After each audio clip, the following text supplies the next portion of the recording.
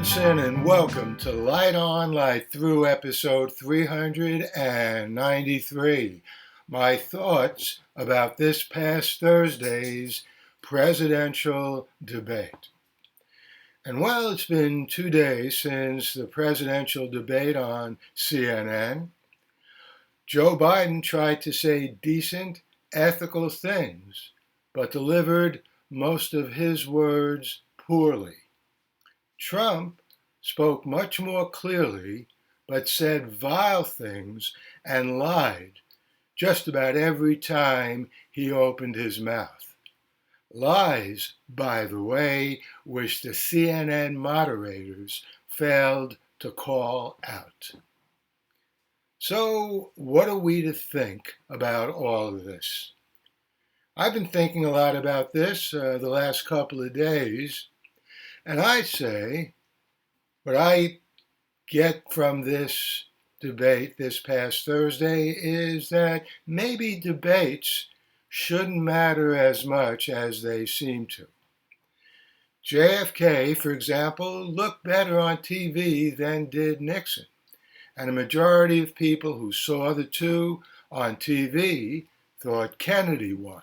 A much smaller number of people heard the same debate on radio, and they thought Nixon won.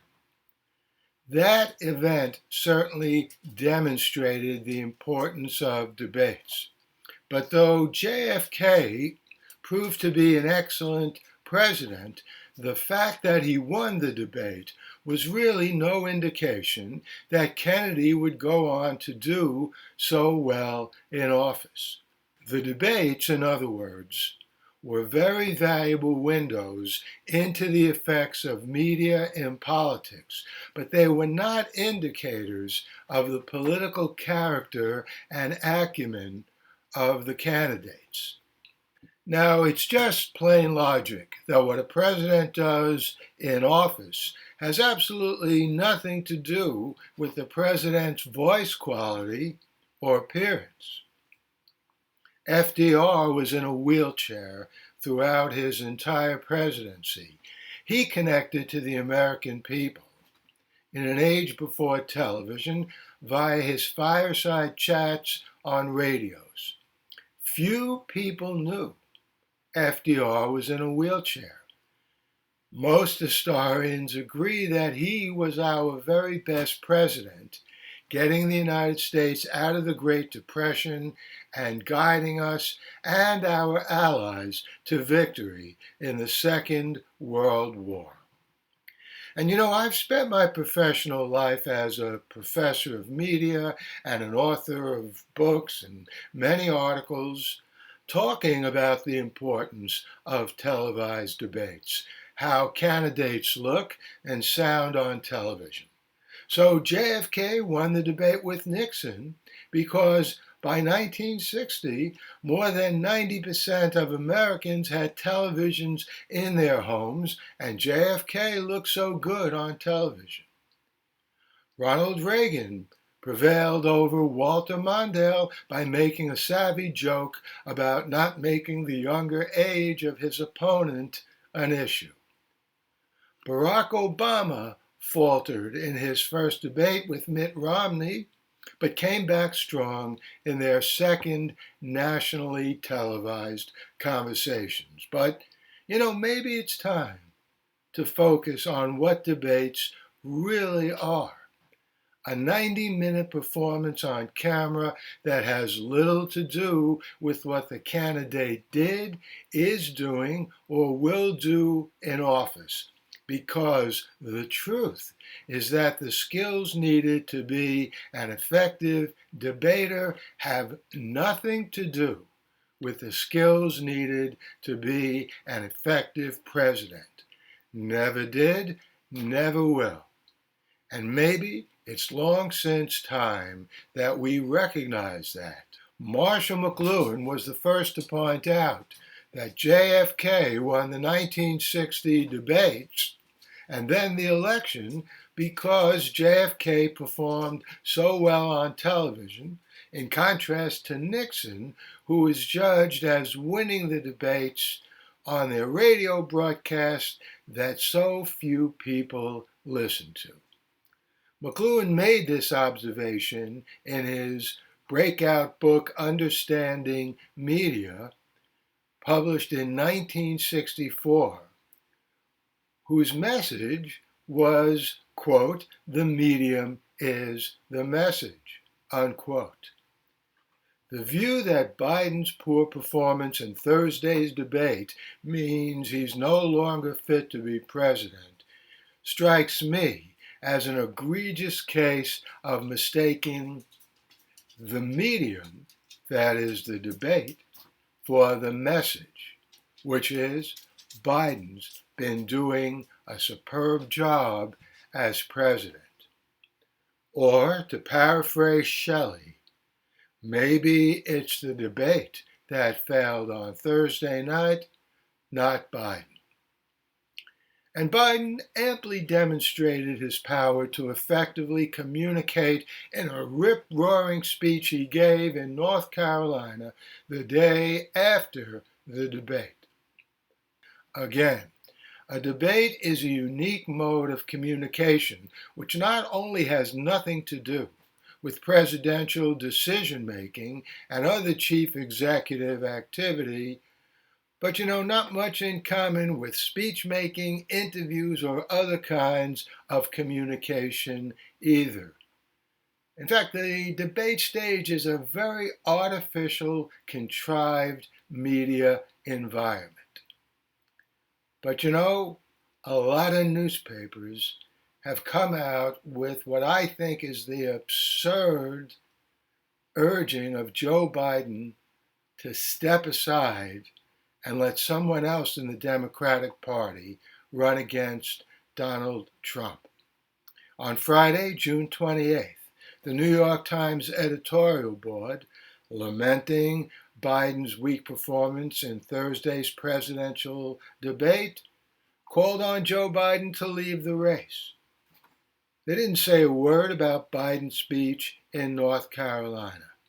What are we to make about such an unprecedented call of what used to be known as the newspaper of record? I would say, sadly, that this is just more evidence of the decline of a once great newspaper. Other newspapers and politicians and opinion writers have joined the New York Times in its call for Biden to step aside.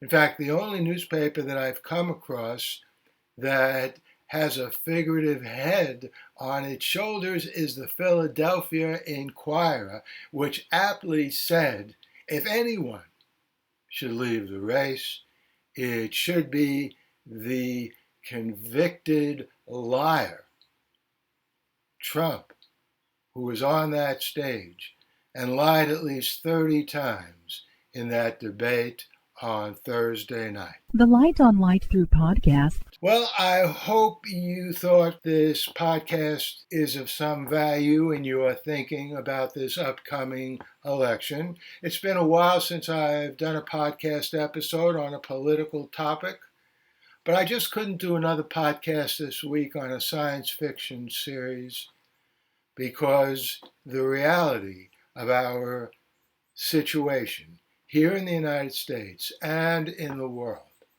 is we're faced with the prospect, again, of someone who lies every time he opens his mouth and does things far worse than that, running for president. And the call for the person who is the one who could best stand up to that liar, who did so successfully in 2020, who had a bad night in that artificial environment of the debate stage, which has again nothing to do with what the president does. A crisis emerges, he calls in his colleagues, they sit and talk about what to do. What does that have in common with a debate? Absolutely nothing. So I hope the American people are not misled by Biden's poor performance in the debate, and even more so by these self-impressed editorial boards in some newspapers. And I have to also say, sadly, Nobel laureate Paul Krugman has called for Biden to step aside. He said on Twitter and on Threads, he said, "I feel terrible about writing this." Well, you know what, Dr. Krugman? You should feel terrible about writing this, the call for Joe Biden to step aside, because it's a very dangerous and foolish thing to do. To ask the person who can best defeat Donald Trump, who defeated him already, to step aside. The Light on Light Through podcast.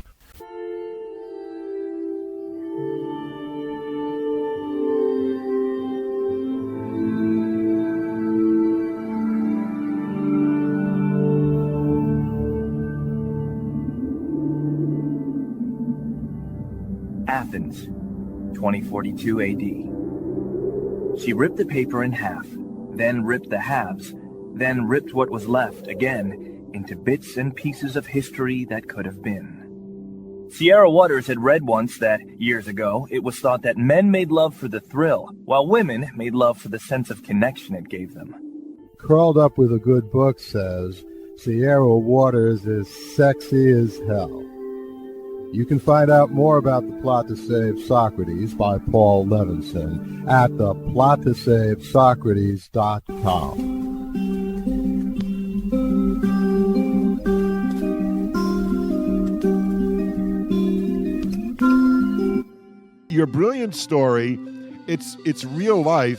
Paul Levinson Silk Code, about an ancient biotech war raging on in secret for centuries. Reading words from Paul Levinson's mind. His tales take the stage, leave the world behind.